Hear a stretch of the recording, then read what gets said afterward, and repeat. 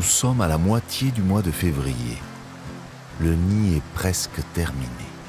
Le couple alterne son activité de construction avec de longues périodes d'absence en milieu de matinée, où chacun prend le temps, comme chaque jour et plusieurs fois dans la journée, de faire sa toilette. Sur un rocher, au milieu ou au bord de la rivière, sans perdre sa vigilance, celle de tous les instants. Car, malgré le calme apparent du cours d'eau, les prédateurs rôdent.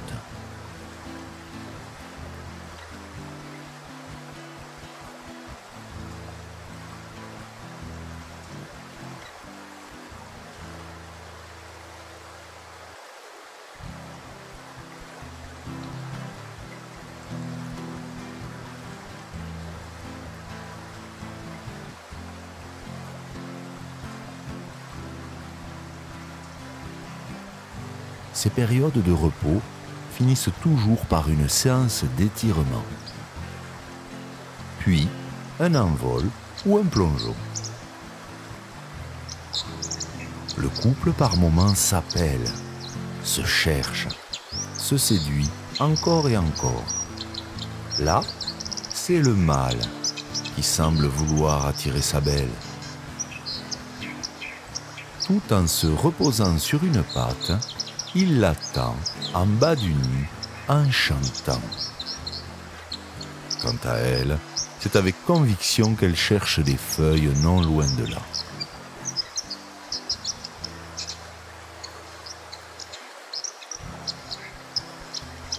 Une fois arrivé sur le rocher où se trouve le mâle, il se dresse, l'invite, cherche à l'impressionner. C'est la parade, encore et encore, dans cette période où le couple se séduit. Mais ce n'est pas le moment. Il faut attendre. Elle doit peaufiner le nid et motiver son partenaire pour terminer la mise en place.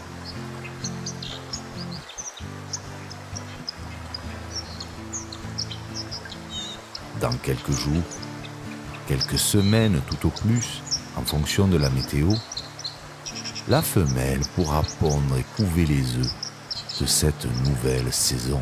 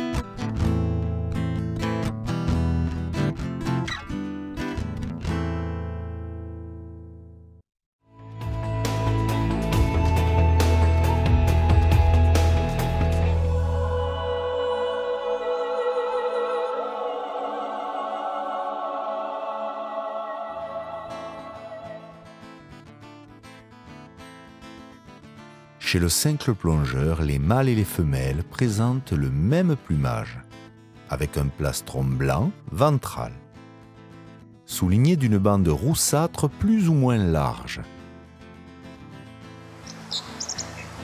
qu'ils arborent tous les deux lors des parades au moment de la formation des couples, en chantant tous les deux aussi.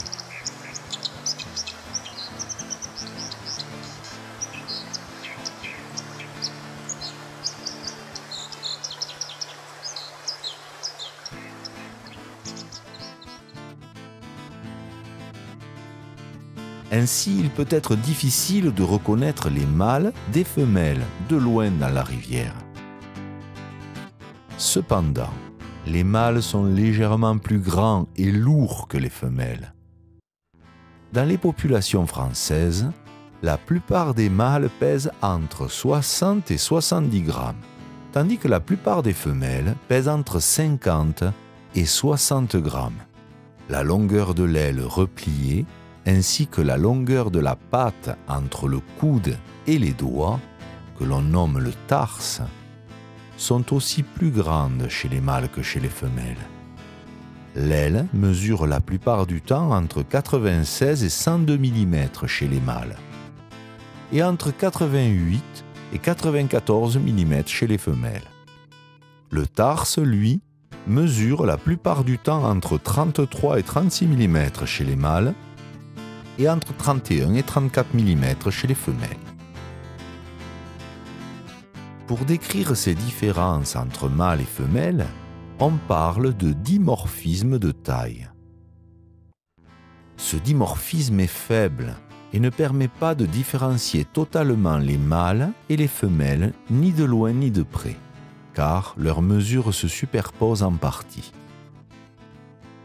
De plus, les mesures dépendent de l'âge des oiseaux.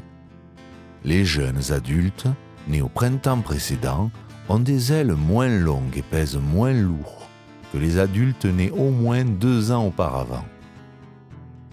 Chez les mâles comme chez les femelles.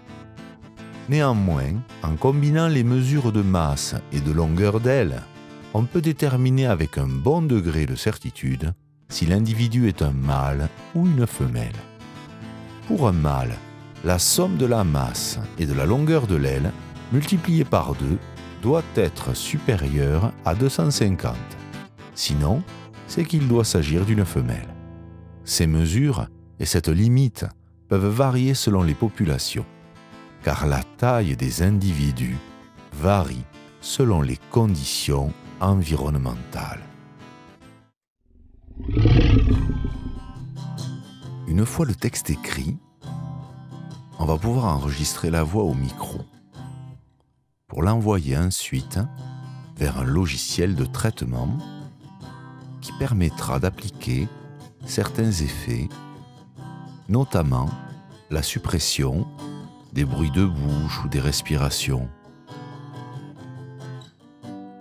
On nettoie la piste avant d'exporter le fichier vers le montage vidéo.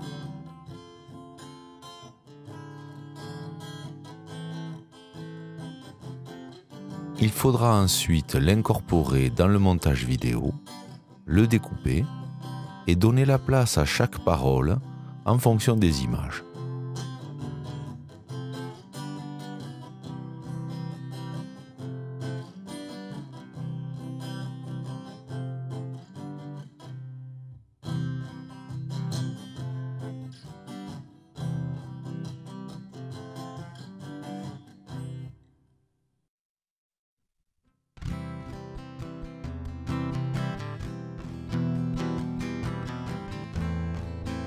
Dans l'émission 1, nous avons vu la présentation du 5 plongeur et de son ordre Passeriformes. Dans l'émission 2, trouvez le 5 plongeur et son environnement sonore. Dans l'émission 3, nous avons abordé l'observation, le territoire et la dispersion. Enfin, dans l'émission 4, ne pas déranger et la qualité du territoire.